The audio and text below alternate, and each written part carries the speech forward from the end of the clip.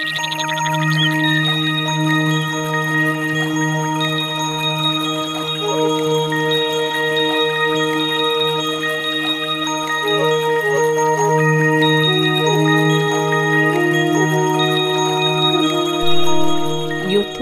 Mirasım kanalı.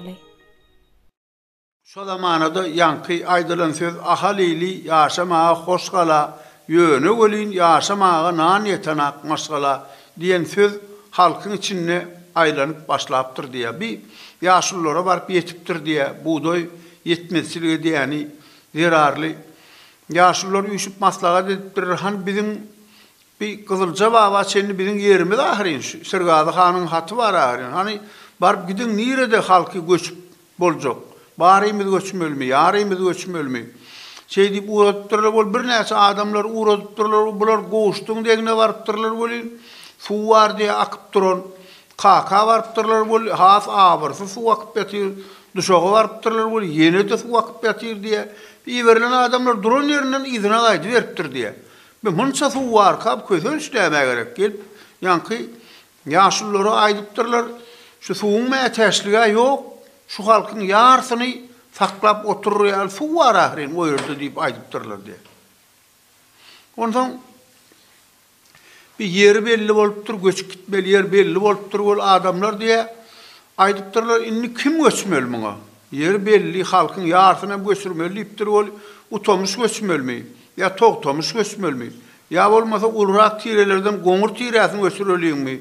Ya amaşa göçtün mi? Deyip diye bir hilek adamların içinde bir yaramaz gurunları yayrap başlayıptır. Kim göçmeli olur ka deyip diye. Ondan bir akıl kişi ortaya çıkıptırdı diye adamlar beyitseniz bu olmaz.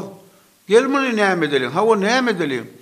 Ha bir adamın 5 oğlu var olsa 3 oğluna verin. 2 oğlu ödününe varsın, 3'üsü göçtün. Yine bir adamın 3 tane oğlu var olsa 2 oğluna alalım, 1'i verdi varsın deyiptir diye. Yine bir adamın 2 oğlu var olsa birini alalım, biri ödeyanına kalsın.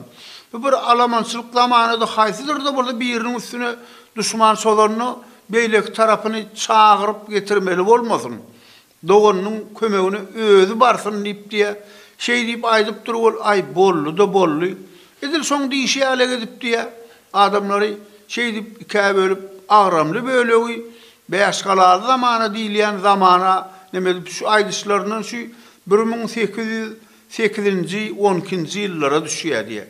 Şunu şu halkı birinci başlayan gala hengam gala diyorlar. Goğuştun arkasında, kumun önüne hengam gala.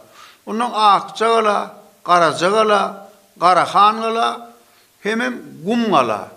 Deyip 5 tane gala, şuna 5 galalı zamanı deyip atlandırırlar. Şu halk şu tayik göçük geliptirler.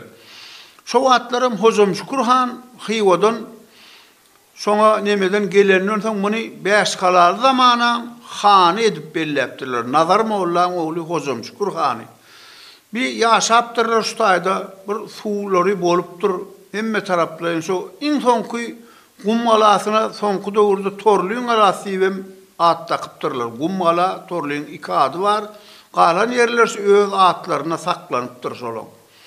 Ondan bir Hocam Şükürhan şu dövrde bir ola adam bir öz bolsu oyunca bir harva adam değil, medrese kutoran bir dile var adam, bir nazar kerde uzun boylu, bir görünükül daşkı sıfatı var eken, nirik baranla bir hövet edip dinlenir yalakı, geplep bilyar ekeni, sözü özün alıp barsı, bir dinlederli, pekimli adam hükümünü qaraptırlar şey deyip, ol bir küçül yaşap oturup durlar bol şu zamanın düzgünleri kurokçuluk, izine kurokçuluk bir neçeyle çekiptir de 5 galalı zamanında yaşamak öğren atı kıyın boluptur. Şoň üçin Hocam Şükürhan yanına bir giden vekil alıptır deyanin tezenler yatının yokorrak sarığı töreklerini barıp görüp durgölü ha boş yatan yer derya suğum akıp yatır diye giden bir boş yer halkı görüp de şu ayıp göçmeliyen karara geliptirler. Şey diyeyim, 1824. 25. yılla şular saraytın töwereğine göçüp barıptırlar. Şu tayık göçüp barıptırlar, halkı tutuşuna göçürüptürler. Sonku dövrde bizim SSR'in döwründe bolan zamanamyzda Hocam Şükür hanymyz, ýuwa elmik nanymyz, ýuwa elmik gurasy, nenen geçer halymyz diýip düzelen goşgy, iň bir goşgyny ýekiji toppagat bilmeýän adamga hemmesi muny mektep programasyna giren üçin hemmesi ýat tutdy. Ýöne Hocam Şükür han diýilen adam döwründe bir horluk görkezlen adam däl. Ol adam horlukdan halky alyp çykan adam. Ýöne şu bizim hannamyza, beýlemimize bir halk wekili öňüne düşýän adamlara bir hili yaramaz garaş döretmek üçin döredilen goşguş ol. Hocam Şükür han marada asla halkyň arasynda şeýle gurrun ýok. Hocam Şükür han şo ýerde oturup ullukan bir iş edipdir, maşada gidipdir de maşadyň hany bile gepleşipdir. Biz siz tarapdan asla alaman gelmesin, bizim alamana adam göwermer şutaýdan. Şeý diýip 33 ýyl teken hany bolupdyr Hocam Şükür han. 33 ýylyň içinde ýekece gedegem Eýrandan alamançy gelmeýändir. Bizim adamlarymyzam alamana gitmeýändir. Alaman hewesli adamlar bar eken şu wagt. Gidesi gelip duran adamlar bar eken boli. Ýöne Hocam Şükür hanyň tapşyrygy zerarly bir bek saklanypdyr. Hocam Şükür hana da şu goňurgyrlan näzillepe waka sebäpli Nurberdi hanım han bolandan soň 1850-nji ýylda Nurberdi han taýlanandan soň şu goňurgyrlan wakasynyň ýyzynyň şu waka gaýtalanmasyn diýip biri-birine alamana gitmekligi gadagan edipdirler.